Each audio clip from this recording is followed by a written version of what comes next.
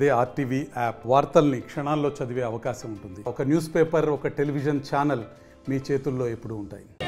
Okay, Dhone నియోజకవర్గంలో ఉన్న Panyam cement factory మూతపడింది. డైరెక్ట్గా 600 మందికి ఉపాధి కల్పిస్తూ ఉంటే ఇండైరెక్ట్గా మరో 1000 మందికి ఉపాధి కల్పించేటువంటి ఫ్యాక్టరీ మూతపడడానికి రాజకీయ కారణాలని గత కొంతకాలంగా కార్మికులు రోడ్డెక్కారు. ఇవాళ తాజాగా రాష్ట్రోక చేపిస్తున్నటువంటి పరిస్థితి అయితే కనిపిస్తుంది. మన కార్మికులంతా కూడా రోడ్డెక్కారు.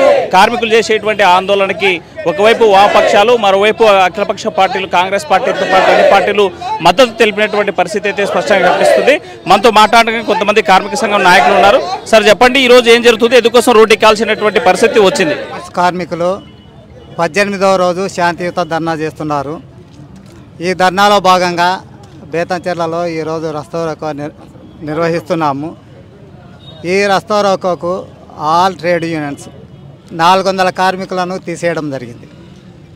33 మంది పర్మనెంట్ ఎంప్లాయీస్ను తీసేసి దాంట్లో 17 మంది మేనేజ్మెంట్కి పోయినారు. 13 మందిని డ్యూటీకి అలౌ చేయలేదు. 33 మంది పర్మనెంట్ ఎంప్లాయీస్ ఉంటే 17 మందిని మేనేజ్మెంట్లోకి తీసుకోవడం జరిగింది. 13 మందిని విధులకు రానియకుండా డిపార్ట్మెంట్ ద్వారా వాళ్ళను అనేక హింసలకు గురి చేసినారు. క్రైమ్ బ్రాంచ్లకు పట్టించినారు. మాకు ఉద్యోగ భద్రత ఉన్నా కూడా మమ్మల్ని రానియలేదు. అందుకోసము మేము 5 ఏళ్ళు పోరాటం చేసినాము. పోరాటం చేసి ఇప్పుడు కూడా ఎమ్మెల్యేగా గెలిచినారు కాబట్టి సూర్యప్రకాష్ రెడ్డి గారిని ఆశ్రయించినాము. కోర్టుకు పోయినాము. కోర్టులో ఎన్సెల్ట్ కోర్టులో గెలిచినాము. డీసీఎల్ గారు కూడా హైకోర్టుకు పొమ్మన్నారు. హైకోర్టులో కూడా మాది జరుగుతుంది. ఇప్పుడు మేనేజ్మెంట్ వారు వచ్చి 8 సార్లు ఎమ్మెల్యే గారితో చర్చలు జరిపినారు. ఈ వారం తీసుకుంటాము, వచ్చే వారం తీసుకుంటామని చెప్తున్నారు, కానీ వాళ్ళు తీసుకోవడం లేదు. మా సమస్యలన్నీ న్యాయమైనవంటారు. మీకైతే మీరు నిజంగా పర్మనెంట్ ఎంప్లాయీసే, మీకు ఇవ్వాల్సినటువన్నీ ఇస్తామని కూడా చెప్తున్నారు, కానీ ఎందుకో వాళ్ళు ఇవ్వడం లేదు. కాబట్టి మాకు 5 ఏళ్ళ నుంచి ముఖ్యంగా తినడానికి తినలేదు, కట్టుకోవడానికి బట్ట లేదు. వాస్తవంగా పిల్లలను చదివించుకోవాలనే కానీ డబ్బులు లేవు. అలాంటి హీనమైన స్థితిలో ఉన్నాము. ఈరోజు కూడా కంపెనీ రన్నింగ్ లేకపోతే ఈరోజు అందరికీ జీతాలు వేసినారు. అంటే మూత పడింది 7 నెలలు అయింది, మీరేమో 5 ఏళ్ళ నుంచి బయట ఉన్నారు. అదేంటి అసలు? 5 ఏళ్ళ నుంచి అంటే మేము పర్మనెంట్ ఎంప్లాయీస్ము మమ్మల్ని బలవంతంగా బయట పెట్టించినారు. ఇక్కడ డిపార్ట్మెంట్ ద్వారా బయట పెట్టించినారు. ఏమంటే మీ ఉద్యోగాలకు మీరు రిజైన్ చేసి మీరు లోపలికి రావాలంటున్నారు. మా ఉద్యోగాలను రిజైన్ చేయని అడగనికి వాళ్ళకి ఏ హక్కు ఉంది అసలు? పర్మనెంట్ ఎంప్లాయీ ఒకసారి ఎంటర్ అయినాక 58 ఏళ్ళ తర్వాత రిటైర్డ్ అవుతాడు. మామూలుగా రిటైర్డ్ అయినాక మాకు రావాల్సినవి ఇస్తారు.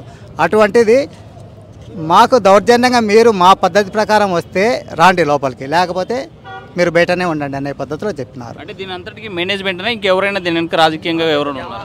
మేనేజ్మెంట్ ఉంది, రాజకీయంగా కూడా కుట్ర జరిగింది. రాజకీయంగా అంటే అక్కడ రిటైర్డ్ డిఎస్పీ నరసింహారెడ్డిని అక్కడ నియమించడం జరిగింది.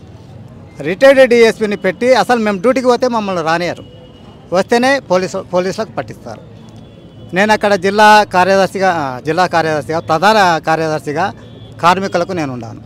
ఉన్నప్పుడు నన్నే 3 సార్లు క్రైమ్ బ్రాంచ్కి పట్టించినారు. అంటే కార్మిక సంఘంగా మీరు అక్కడ పనిచేస్తున్నారు, పని చేయనీయకుండా అక్కడ కార్మికులు రెచ్చగొడుతున్నారు, మేనేజ్మెంట్కి వ్యతిరేకంగా చేస్తున్నారు కాబట్టి తీసేశారంటే?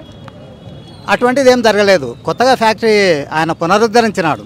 రాజిరెడ్డి సార్కు మేము కృతజ్ఞత తెలుపుతాము. ఫ్యాక్టరీని పునరుద్ధరించినప్పుడు మేము కృతజ్ఞత తెలుపుతాము.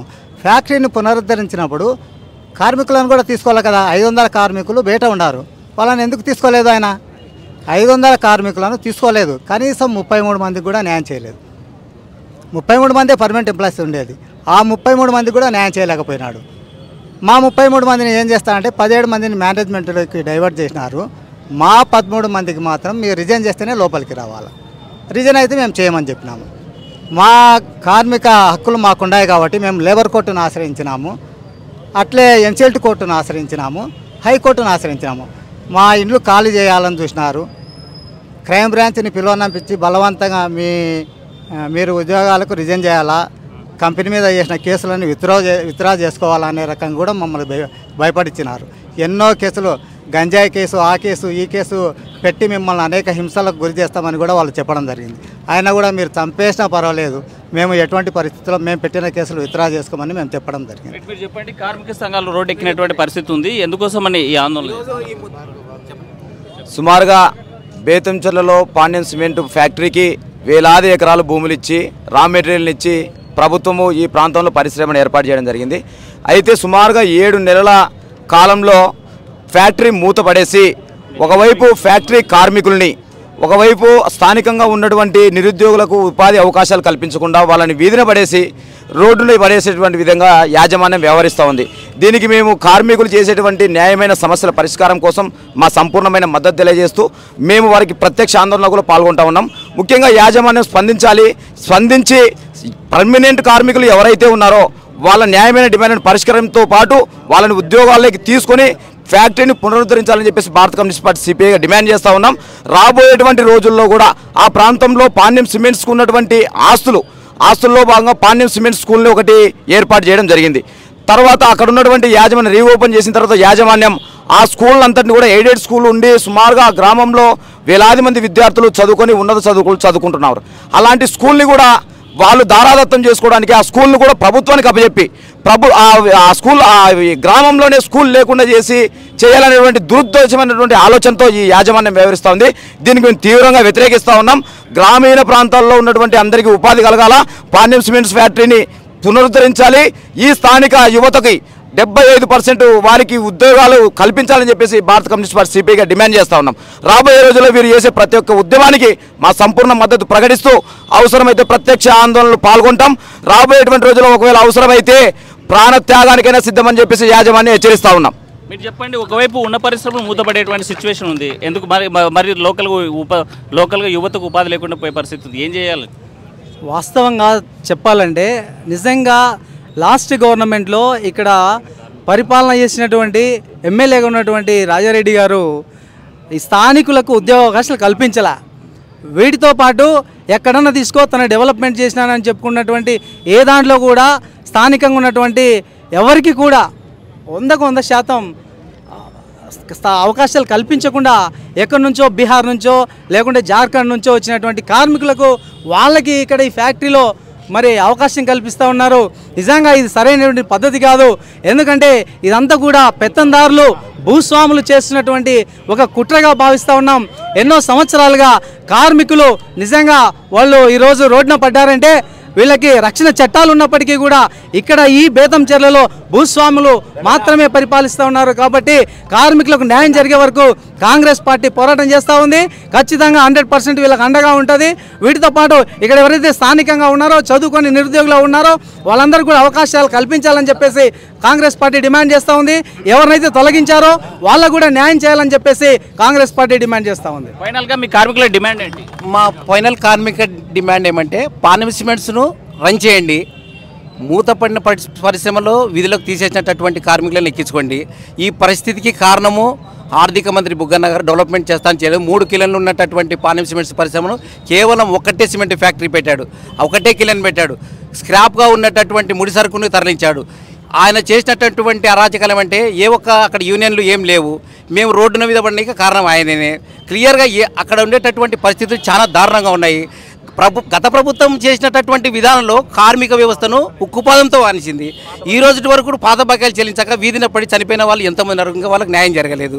మరి ఇప్పుడు పరిశ్రమను తెరిపించండి అంటే పరిశ్రమ ఈటుపోయింది. అక్కడ పరిశ్రమలో లోపాలు ఉన్నాయి. పరిశ్రమను పూర్తిగా ఈటుపోయినటువంటి పరిస్థితి తీసుకొచ్చినారు. పరిశ్రమలో ఉన్నటువంటి సమస్యలు చాలా ఉన్నాయి. మరి ఆ పరిశ్రమను సరైనటువంటి మేనేజ్మెంట్ రావాలి, మాకు న్యాయం జరగాలి, పాండ్యం సిమెంట్స్ తెరవాలి. లోకల్గా ఉండేటటువంటి నిరుద్యోగ వ్యవస్థ మా సిమెంట్ నగర్లో ఉండేటటువంటి ఫ్యాక్టరీలు నిర్వహించే ప్రపంచ దేశాలు అన్ని చోట్ల పనిలోకి పోతున్నారు. ఈ పని చేయడం ఈ ఊళ్ళో లేరంట. కాబట్టి మా వాళ్ళకి స్థానికులకు ఉద్యోగాలు కల్పించాలని, మరి ప్రభుత్వాలు త్వరగా ఇక్కడ ఉండేటటువంటి మా కార్మికుల సబ్జెక్టులు ఒకసారి పరిగణలోకి తీసుకొని న్యాయం చేయాలని, పై స్థాయికి తీసుకుపోవాలని తమ ద్వారా తెలియజేస్తున్నాం. మీరు చెప్పండి, కేవలము కార్మికులు రెచ్చగొట్టి టీడీపీ నాయకులు ఆందోళన చేయిస్తున్నారంటే ఇదంతా లేదు. గతం నుంచి మీరు ఇక్కడ ఉన్నటువంటి మండల ప్రజలందరూ కూడా చూస్తూ ఉన్నారు. సిమెంట్ నగర్ పరిస్థితి ఏంది, ఎలా చేశారు దాన్ని. దౌర్భాగ్య ఆలోచనలతో ఈరోజు సిమెంట్ నగర్ కార్మికులు రోడ్ల పైన నడివీధి పైన అన్నం లేక కూర్చున్నటువంటి పరిస్థితి గత వైసీపీ ప్రభుత్వం కల్పించింది. ఇప్పటికే పెద్ద ఎమ్మెల్యే అయిన తర్వాత కోట్ల జయసూర్యప్రకాష్ రెడ్డి గారు కార్మికులకు పూర్తిగా మద్దతు ఇచ్చి పూర్వ బకాయిలు ఏవైతే ఉన్నాయో తక్షణమే వాటిని చెల్లించాలని డిమాండ్ చేశారు. అదేవిధంగా ఇక్కడైతే స్థానికులకు ఎక్కువ మందికి ఉద్యోగాలు 75% మంది యజమాని ఉద్యోగాలు ఇవ్వాలని చెప్పేసినారు. నాన్ లోకల్ వాళ్ళని తీసేసి లోకల్ వాళ్ళకి ఇవ్వాలనేది ప్రధానమైనటువంటి డిమాండ్. గతంలో ఉన్నటువంటి అన్నింటినీ కూడా అవినీతి పైన ఎంక్వైరీ చేసి సిమెంట్ నగర్లో జరుగుతున్నటువంటి పూర్వకాలంలో సిమెంట్ నగర్ అనేది ఒక గొప్ప గ్రామం, 10 మంది ఉపాధి సంపత్తి భోజనం పెట్టేటువంటి గ్రామాన్ని ఈరోజు పూర్తిగా వైసీపీ గవర్నమెంట్లో నాశనం చేసి ప్రజలందరూ కూడా రోడ్డుపైన పడేటట్టు చేస్తున్నారు. కాబట్టి ప్రత్యక్షంగా ఈ ఆందోళనకి టీడీపీ తరఫున పూర్తిగా మద్దతు తెలియజేస్తా ఉన్నాం. మొత్తంగా చూస్తుంటే కార్మికులు రోడ్డున పడ్డారు, ఉపాధి అవకాశాలు కోల్పోయినటువంటి పరిస్థితి, వీరందరూ కూడా న్యాయం చేయాలని డిమాండ్ చేసేటువంటి పరిస్థితి అయితే కొనసాగుతుంది. పాండ్యం సిమెంట్ ఫ్యాక్టరీ రీఓపెన్ అయిపోయేదాకా ఆందోళన కొనసాగిస్తామంటున్నారు కార్మిక సంఘాలు, రాజకీయ పార్టీలు. వీడియో చంద్రశేఖర్తో హుస్సేన్, RTV, బెదంచెల నుండి. మరిన్ని వీడియోస్ కోసం ఛానల్ ని సబ్స్క్రైబ్ చేయండి, లేటెస్ట్ అప్డేట్స్ కోసం వాట్సాప్ ఛానల్ ని ఫాలో చేయండి అండ్ లింక్ డిస్క్రిప్షన్ లో ఉంది.